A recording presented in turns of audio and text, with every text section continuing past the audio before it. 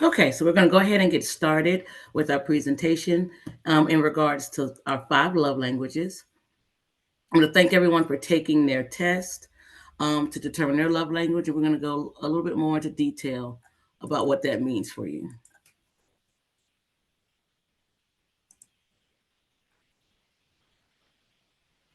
Okay, the five love languages, how we express and receive love. Everyone has a primary love language, which is how they communicate their feelings to people that they're intimate with. Um, you may be speaking your language, but is your partner hearing you? People love differently, so it's important to understand, how you receive and how you give love. Falling in love is the easy part, right? Maintaining the intimacy requires focused work, and understanding these love languages plays a big part in that. When we don't speak or understand our partner's love language, this can cause confusion and frustration. When we do understand our partner's love language, this can improve communication, improve conflict resolution skills, and build overall relationship satisfaction.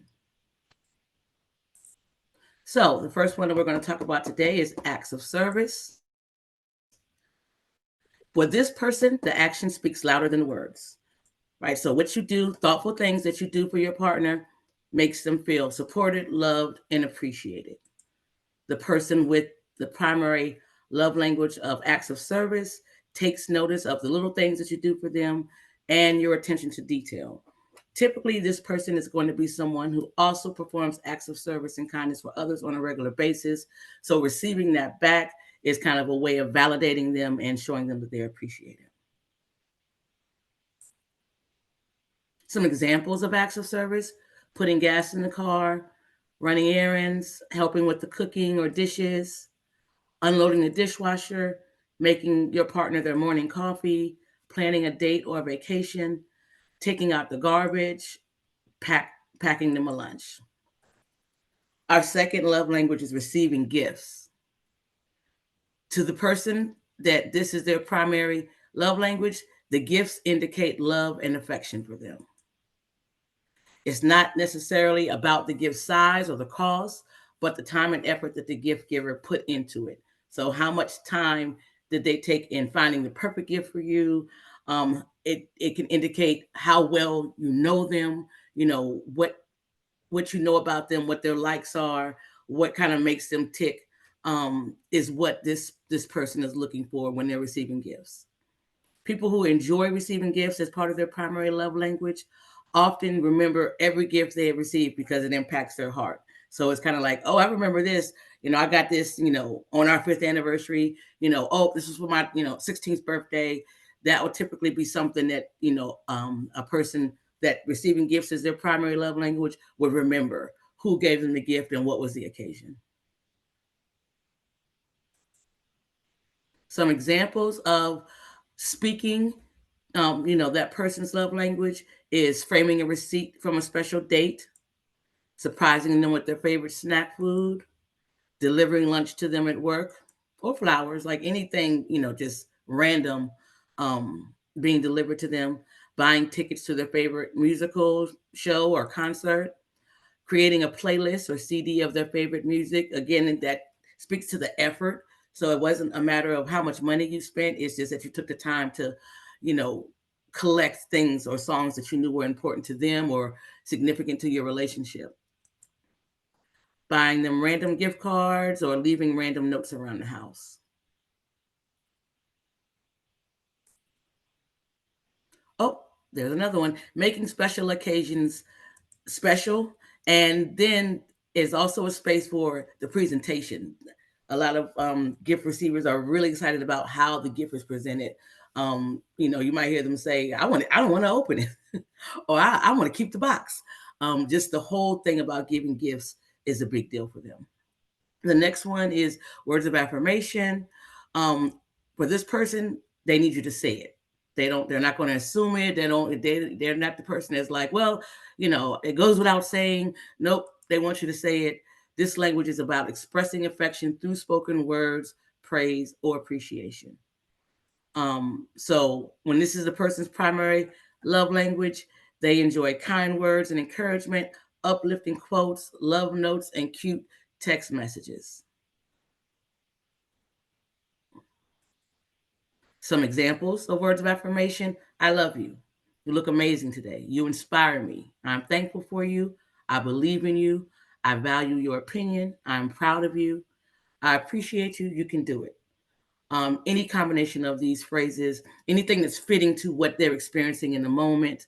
So if you know that they've gone through a particular, you know, a lot of work to look a certain way for a certain day, that would be definitely the day that you're going to pour on compliments about their appearance and their outfit or things like that.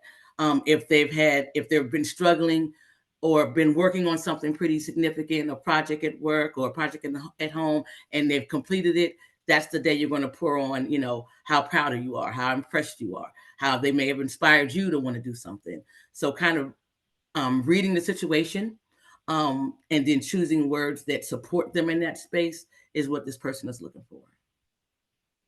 And they tend to be the person who is really, quick to compliment, quick to reassure, and quick to praise and encourage. Quality time is going to be about attention. They want the attention. Someone with this love language wants undivided attention. It makes them feel that you are present and focused on them and that you are making them a priority. They're looking for quality over time. I'm sorry, quality over quantity. It may not be the situation where you can spend a lot of time with them, um, but based on what time you do spend together, it's important that they feel that you're focused and that they are the priority. Some examples, which I'm sure a lot of us can relate to: turn off your cell phone. The time is spent that you're spending with them is with you checking your phone or looking at videos. The person with this love language is automatically going to feel like they're being cheated out of that quality time. Cook together, watch TV shows and movies together, play board games, sit together close, learn a new hobby together, something that you guys can kind of, you know, learn and grow and work on together. Do yard work, gardening, house projects together, read together, go on a picnic. Physical touch. This person wants you to reach out and put your hands on them. And like I said, it could be in private, it can be in public, but being close to you and feeling connected to you is part of the physical touch, is part of that for this person. Um, and it does not just involve sex. It can, but frequently it involves much more than sexual contact. They feel love when they're holding hands, touching their arms, or rubbing their shoulders. To this person, touch signifies comfort, safety, security, and emotional connection. So this is like literally how they're talking, and expressing their love. Typically, a person that has physical touch as their primary love language also is very good at reading nonverbal cues because they watch for them. And it goes without saying that they also expect for people to be able to pick up on their nonverbal cues as well. Examples of physical touch: sitting close, cuddling, hugging, kissing, holding hands, dancing, you putting your hands in their hair, um, resting your hands, legs, and feet on them are ways that this person feels connected and comforted. So, a couple important things about love languages: acknowledge when your partner speaks to you in your language. That's kind of the way that you can encourage them, let them know you're doing a great job. Like I'll even say, oh, that I like acts of service, thank you for doing this, thank you for doing that. What that creates is a cycle where the person is, when they're thinking about how to meet your needs, they're reminded, okay, they like this, they like that, so then you're more likely to get your need met. Ask your partner, once you and your partner have determined, okay, this is my love language, this is yours, so what does that look like for you? Because the things that I listed, the person that has a particular primary love language, that doesn't mean they like everything that was on the list. So the best way to ensure that you're meeting that need is to communicate. What does that look like for you? If you like, acts of service, or if you like gift giving, what kind of gifts do you like? What kind of acts of service do you need? Check in with your partner frequently about what they need in their language, and then practice, practice, practice speaking it.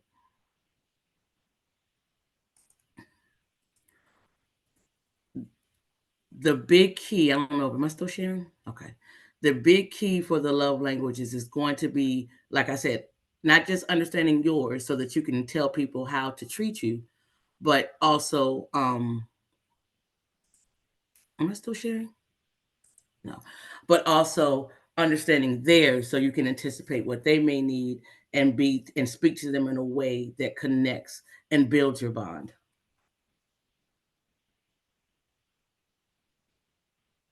As you saw from the test or the quiz that we took, you can have more than one. Um, and like I said, it can be situational. In some situations, it might be more effective for you to speak this way. In other situations, it might be more effective for you to speak another way. But kind of learning and talking about it and communicating is how everyone within a relationship gets their needs met.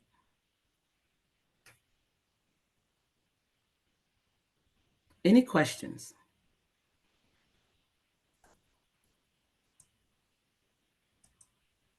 That was very good.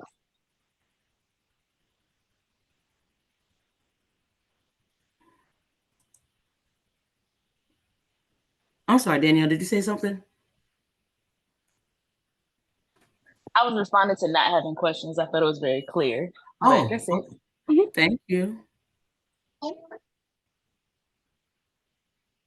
And I know some people had joined a little bit later. Um, we did take a love language quiz. I'm gonna drop it again in the chat one more time if you want to take that now, if you want to take that later to get an idea of what your love language is. I was hoping that the list of different things under each language would be helpful. Did anyone find something in those lists that was like, oh, that's a good idea, that kind of stood out, or? Only thing that actually the thing that jumped out at me was that I don't really think I know what my husband's love language is. So I sent him the link, and so I'll be interested. I told him to take the quiz and then take a snapshot of his results, and then we can talk about it later because I think that we don't even know. I mean, I was surprised by my own, love languages. So I think it's helpful if we know our own love languages, number one, and then also I think it's helpful to know our spouses because I might think that his is acts of service, and I'm doing all Mhm. these acts of service, and he, is just like, okay, I need you to spend more time off your phone, or Mhm. spend more time touching me or whatever. And so I want to make sure that I'm doing whatever his love language is, because I think if we assume, you know what that means, right? We leave ourselves open to not know and be doing the wrong thing, or just sharing with them because they might think, I'm sure, just like Nikki, you said that you were surprised that um, the gifts was not high on my list, Mhm. so then if he thinks that too, and you run around giving me all these gifts that I kind of like Mhm. Rochelle said, I can buy my own gifts. So I don't necessarily think that's probably why it's not the highest, right? It's and then we went into our marriage with an understanding that I like gifts. So for specific events, we have already in the contract that I'm going to receive some of these things annually. So I think that because I get those things, and if I didn't, I could still buy it myself. I don't think that's probably why it's not high on my list, right? Mhm. But I can't make you want to touch me, because physical touch is important to me. So those are the things that I need for you to do. Giving me words of affirmation are the things I need for you to do. And if I don't think people actually share those things. I think people expect their mate to just know, right? I like to be touched. I mean, haven't you seen how I respond when you touch me? You didn't touch me. Rub my leg, rub my And shoulder, haven't rub you my seen hand. how much I touch you? That's a Right, big mistake too, because the way we speak, we expect that that's the way the other person receives is not necessarily the case. right. And I could tell him all day long how much I appreciate him and all of that, with thinking that that will make him tell me and he Mm, appreciates me. But I mhm. haven't said to him, I need words of affirmation that's important to me. So I think that it's important to take this quiz. I mean, I really appreciate this as a topic because I think it's important to know ourselves and then to know the people that we love, to actually, be able to say. And it's funny too, because how is it that I could say, I expected you, Nikki, your love language to be what it was, but I don't know what my husband's is. That's odd Mm, to me. You mhm. know, how is that? And then maybe as women, we are, and I hate to be sexist, but as women, we probably talk more about feelings, and things like that, that I would just know that about you, right? And maybe my husband is not specifically sharing with me, it would be nice if you told me you appreciate me. Mm, mhm. You know what I mean? So Mhm. I think That that makes might sense. be why. I don't know. I mean, you guys tell me, but that's, my 2 cents on the whole thing. That makes sense because we probably talked, or as women, we probably talk more with our female friends about what we need. And it can be a little bit more difficult to talk about it with our spouse. So that could be a good reason. And you brought up another point. Love languages are not just significant to know and understand for our spouse, but also for our children and for our friends. It's important for us to know what language they speak and for them to understand what language that we speak. So just in regards to the bonding and the connection and the communication. So it's important to recognize it outside of our intimate relationships as well. Family, friends, children, just anyone that you're in a close relationship with it can be nothing but helpful to understand how they speak love and how they interpret love and how they express love. And for them to understand that about you.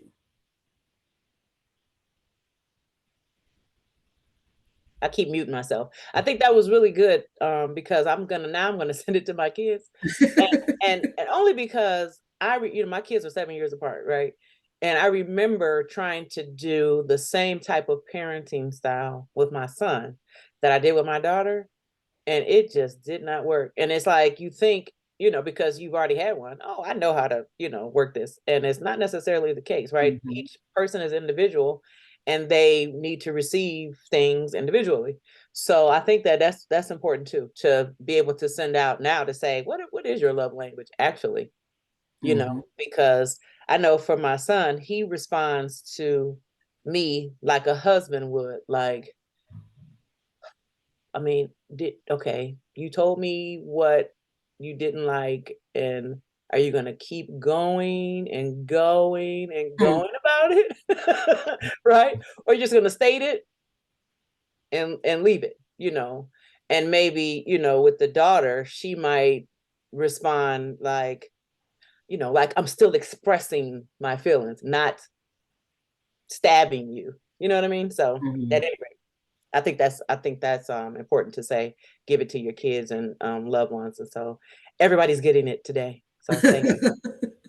You're Yeah, welcome. what kind of more? Give me the bullet points, and I'll take it from there. Yeah. I would Definitely love to guilty. hear some more input. Does anybody else have anything they want to share, or has this been helpful to them? Well, I was thinking the physical contact portion was interesting because it also crossed boundaries between not just intimate relationships, but your relationships with friends. And then it Mm-hmm. makes you question, well, wait a minute, what's from friends trying to give you a signal? And it's really interesting when you think about it if you take the time and just reflect. But yeah, physical contact is definitely probably something that I should pay more attention to. And you know And I what's was. funny? I'm sorry. The thing that I find funny about physical contact is that I am more likely, outside of my husband and children, I am more likely to touch people that I don't really care about than the people that I do. You know what I mean? Like if I'm at work, they might get a squeeze or a hug and stuff, and then like my best friend, I probably won't even touch. And it's Hmm, so weird. It's so so weird. weird. I, I That's guess it's different. part of because with work relationships, you learn a lot of acting skills, right? So then you go outside of what's normal or comfortable sometimes at work to make other people feel comfortable because you only see them for 5 seconds, opposed to close friends where, yeah, everybody's going to get the initial hug, but after that, it's not much touch when it comes to, me with friends, but, or close family members. Really, or my kids, really, for that matter. This sounds like a whole other session that we need to have about secure attachments. I know. But, yeah, I'm gonna stop while I'm ahead too. Well, I'm gonna pull you back in because as one of Lynn's friends, I know I've gotten, and not just from her, other people have told me that I'm too touchy with friends. So part of my, I guess, conversation with you, part of my fellowship with you is, laughing, hand on the arm, on the back. And I've gotten not just from Lynn, but other friends like, okay, yeah, I've gotten the elbow, like, okay, you're doing too much. But to me, that's part of conversation. And I don't know with people that I care about. I'm the opposite. You're rarely going to see me touch someone that at work. Rarely.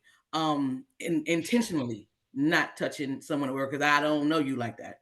But with people that I feel comfortable with, to me, that's part of it. It's kind of like, we're connected. That's why we're laughing so hard. You're reading my mind because, we're in this together kind of thing. So I don't know, the physical. And again, remember I said, as far as my husband is concerned,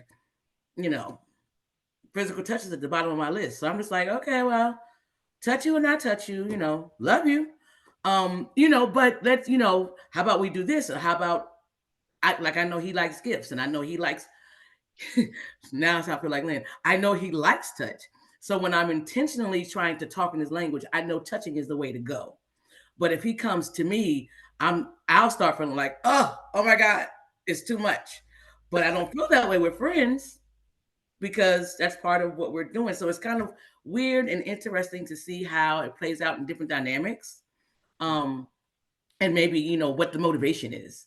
Again, this might be topic for another session. I don't know. Danielle, do you want to chime in, Danielle? Maybe are we talking about secure and unsecure attachments here?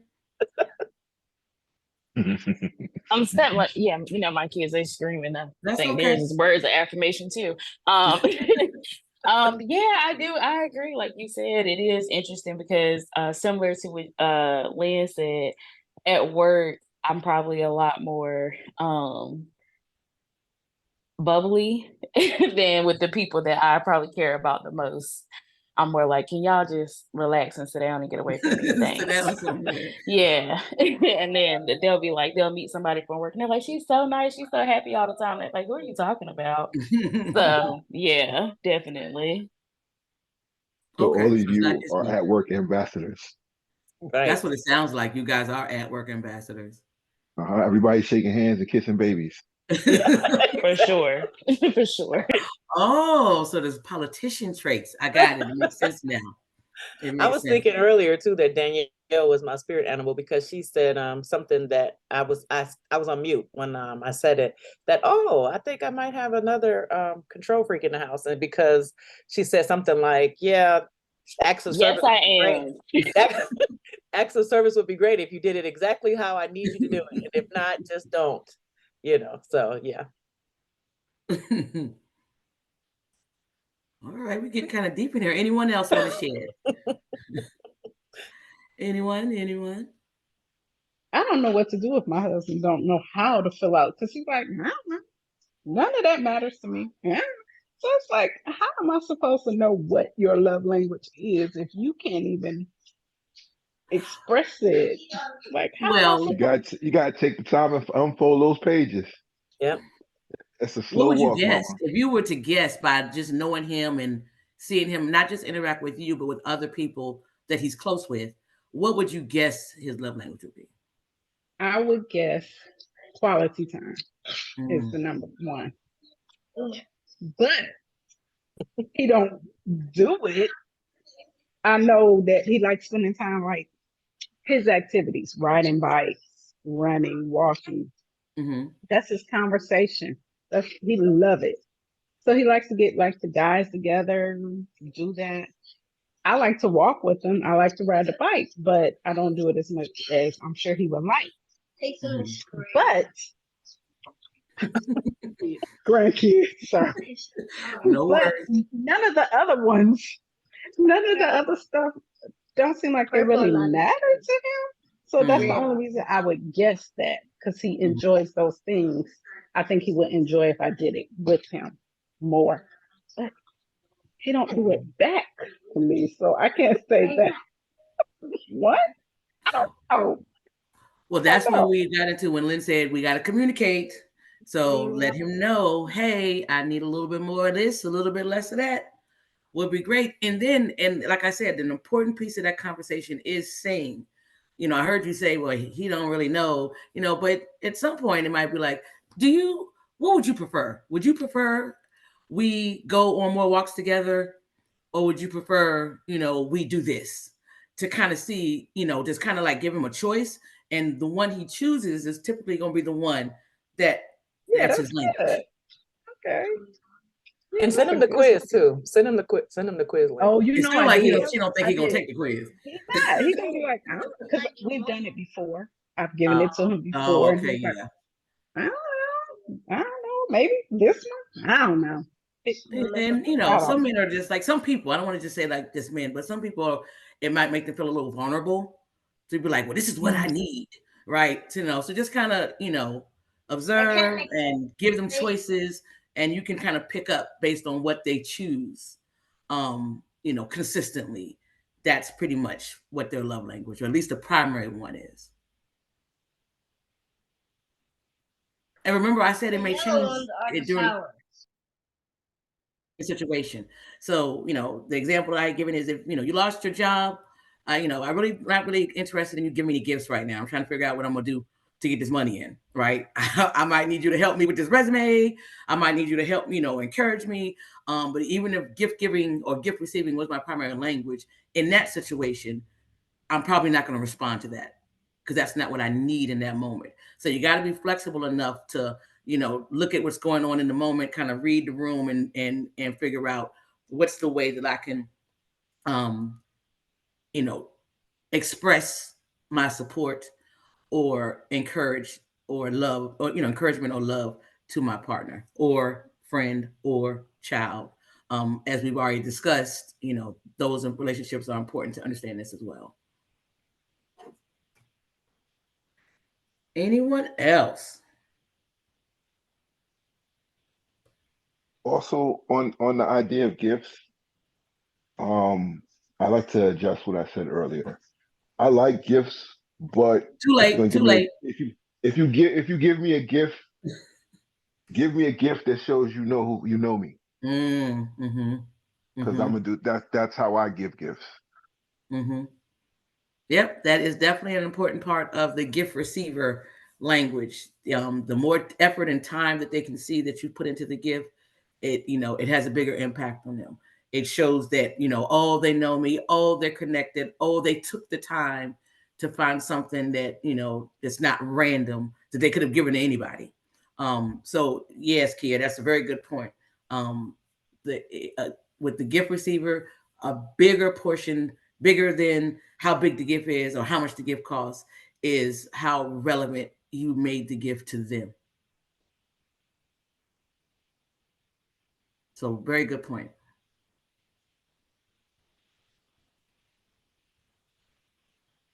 All right. Anyone else? Going once, going twice? All right. We want to thank you guys for coming out and joining us for our Saturday session. Don't forget to check our website, lmfoutreach.org. You'll be able to see, and our YouTube channel, you'll be able to see this video if you missed any parts of it. I want to encourage you to take your love language quiz, share it with your family and friends, communicate what you need, and practice speaking in the language of the people that you love. All right. Everyone have a great Saturday.